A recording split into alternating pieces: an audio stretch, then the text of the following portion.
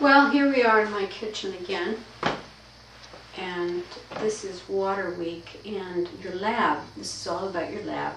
Your lab says we need to find a couple of ways of purifying water.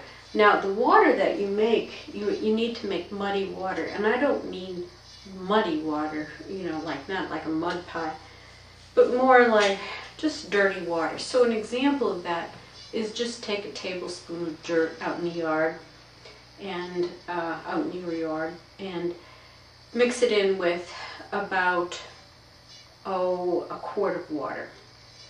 Then put it in a cake pan or a pan, something like that.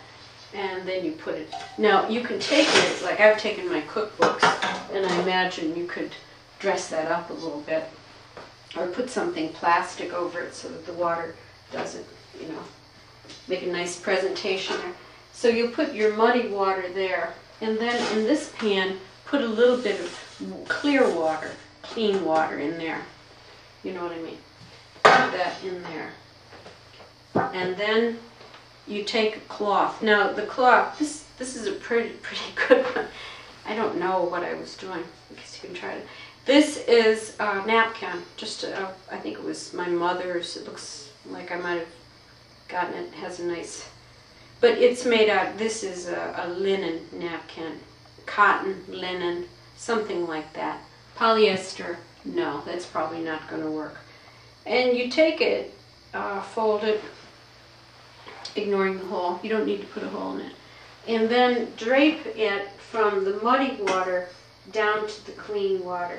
Now maybe you need to put a rock on top of that to keep it from, and just notice the level of the water up there before you begin, how high it is. Maybe you want to mark it with a magic marker or something, and mark this one down here. Not a water-soluble marker, because this is water. It'll be soluble. And then let it sit overnight. Go to bed. And then get up and then make your observations. Tell me what happened. Now, the other part of this experiment is comparing this method of purifying water, which is capillary action. And it might be to your advantage to look up, Google capillary action in water cleaning. Capillary action, period. There's a lot to learn about that. And then filtration. Now filtration will be simply taking probably a coffee filter, something like this.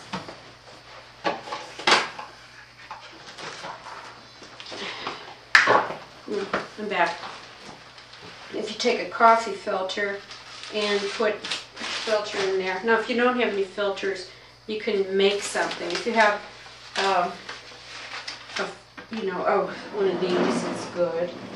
But, maybe in your bag of stuff you have something like that, just a little funnel.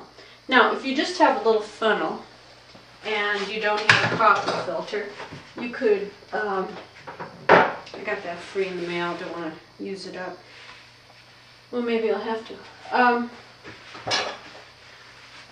You take a piece of paper, not toilet paper, what am I saying?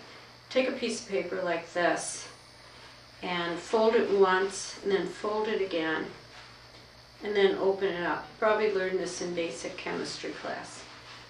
Or maybe this is basic chemistry class. And you see, take a look at it like that. You see? Now you've got a filter, or possibly a hat. But you know how to do that. And you can take that and put it into your filter like that. If you want to trim it up, that's fine. Make it nice. If you work on a car, you probably have a filter like that for oil. We don't care if it's for oil. So you can trim that up. And then what I've instructed you to do is put some activated charcoal down there. Now, for those of you who have fish tanks, that's an easy thing. If you don't have a fish tank, go with just plain sand, because we're going to have a sand filtration kind of process going on here. And you put or if you can put the charcoal down in there, and then the sand, and then start taking your muddy water. You have another container of muddy water, same way you did that, and then set this up. You might want to set it up on a glass or something, you know, set it up.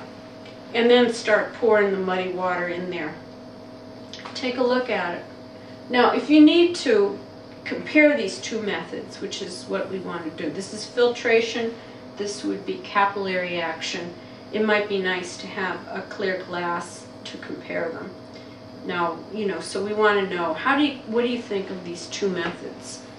Alone on a desert island, which one would you use if you didn't have the ability to boil water? Okay, so that's it for the lab.